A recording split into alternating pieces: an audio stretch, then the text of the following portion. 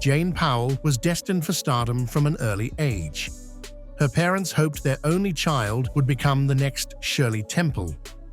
What they couldn't have imagined was how their daughter's extraordinary voice, a versatile soprano with a range of 2.5 octaves, would not only catapult her to international fame, but also afford her a lifestyle that included some of the most enviable properties across America. While vacationing in California in 1943, Powell won a Hollywood talent show and signed a contract with MGM Theaters in Hollywood the next day at the age of 14. This pivotal moment would change not just her career trajectory, but also her residential life forever. From that moment forward, Jane Powell's homes would tell the story of a remarkable woman who navigated the complexities of child stardom, 5 marriages, and a career that spanned musical films, Broadway, television, and concert performances. At the time of her death in 2021, Jane Powell had accumulated a net worth of $10 million, a testament to her enduring success and smart financial decisions throughout her decades-long career. But more than just numbers, her homes reflected the different chapters of her life, from the Portland origins that shaped her wholesome image to the Hollywood glamour that defined her peak years, and finally to the Connecticut sanctuary where she found peace in her later years.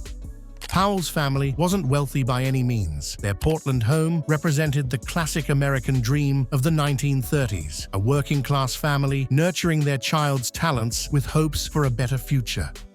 It was while living in this apartment building that Powell's career truly began to take shape. She took a job at Portland's KOIN Radio, headquartered at the Heathman Hotel, where she sang 2 shows a week, one with organ accompaniment and the other with a live band. She earned $8 per week, which she contributed to her family's income. This early financial contribution would foreshadow her role as the family breadwinner once her Hollywood career took off. The Portland years were formative for Powell, instilling in her the down-to-earth values that would later contrast sharply with the glamorous Hollywood lifestyle. Her childhood home may have been modest, but it was filled with music and ambition, setting the stage for the remarkable real estate journey that would follow.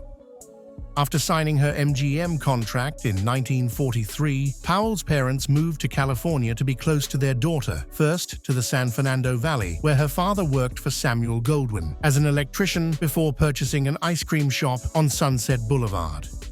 This move marked the beginning of the Powell family's California real estate story and their entry into the Hollywood lifestyle. As Powell's career reached its zenith in the late 1940s and early 1950s, her living situation evolved to match her status as one of MGM's biggest musical stars. Powell's most notable role occurred in 1954 as the no-nonsense lead actress in 7 Brides for 7 Brothers with Howard Keel. This period marked the height of her earning power and likely her most glamorous residential choices.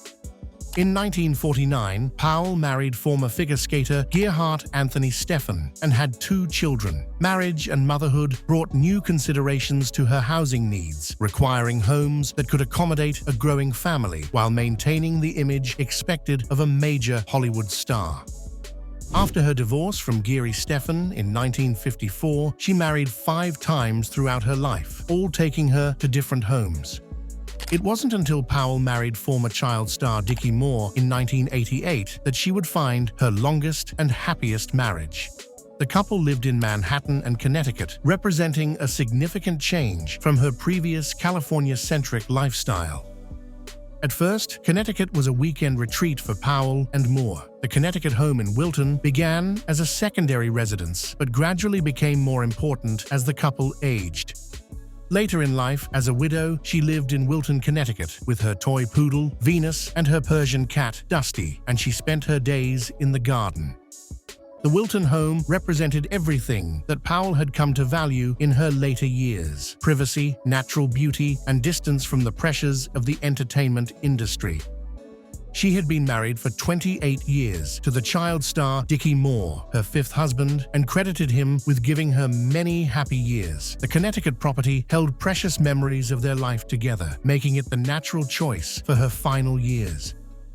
Wilton, Connecticut, has long been a favored retreat for celebrities and entertainment industry professionals seeking a quieter lifestyle within reasonable distance of New York City. The town offers beautiful landscapes, excellent privacy, and a sophisticated community that would have appealed to someone of Powell's stature and interests. She was a popular singer, so popular that Harry Truman selected her to perform at his 1949 inauguration, and she kept this photo in her home. She also sang at the Academy Awards and at Hollywood weddings, including the nuptials of Esther Williams and Ben Gage. Despite this illustrious background, Powell found contentment in the simple pleasures of her Connecticut garden and the companionship of her beloved pets. Powell died of natural causes in 2021 at the age of 92. The Wilton home thus became both her final residence and the place where she peacefully concluded a remarkable life that had taken her from modest Portland beginnings to Hollywood stardom and finally to Connecticut tranquility. Before her death, Powell appeared in local theater productions in Wilton, Connecticut before her death, demonstrating that even in her final years, she remained connected to the performance world that had defined her life. Her choice to stay active in local theater while living in her Connecticut retreat shows how her final home provided the perfect balance of artistic engagement and personal peace. Her story reminds us that behind every Hollywood legend was a real person making real choices about how and where to live. Powell's homes weren't just addresses, they were the stages upon which she lived out the various acts of her remarkable life. The Portland origins that kept her grounded, the Hollywood glamour that elevated her career, the Manhattan sophistication that enriched her later years, and the Connecticut tranquility that provided her final sanctuary. Each home contributed to the complete picture of a life lived fully and with purpose. Jane Powell made us want to sing, but her homes made us want to dream. They showed us that success in Hollywood could be measured not just in box office receipts or critical acclaim, but in the wisdom to choose homes that nurture the soul at every stage of life. From the Wonder-Bread delivery man's daughter in Portland to the beloved musical star finding peace in her Connecticut garden, Jane Powell's homes tell the ultimate American success story.